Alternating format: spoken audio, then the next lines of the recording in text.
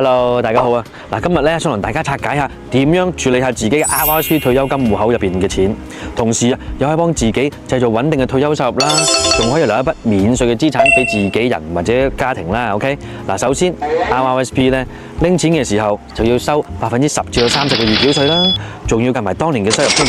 可能啊推高晒自己嘅稅階噶嘛，就算啊等到71歲轉 RRSP 嘅話，每年最少又要攞一定金額出嚟。超額嗰啲部分又要扣稅啊，又要咁樣，搞到退休啲金越嚟越少，仲可能影響政府老人福利噶嘛。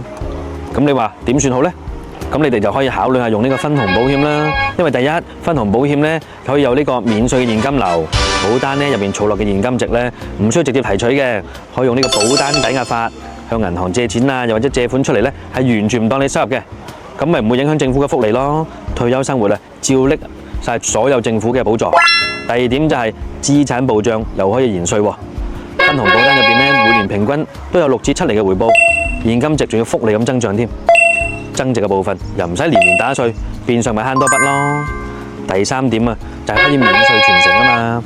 我哋8年歸老之後啊，身故嘅賠償全筆款項都係免稅咁樣交俾屋企人嘅，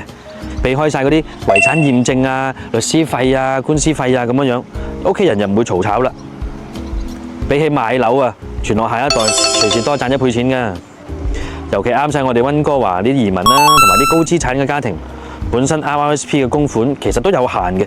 但係可以透過呢個分紅保單嘅戶口，一邊又有保障，一邊又可以製造自己嘅退休大水喉，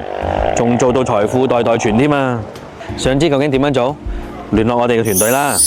幫你計盡每一分退休嘅每一分一毫，一齊嚟飲返杯啦！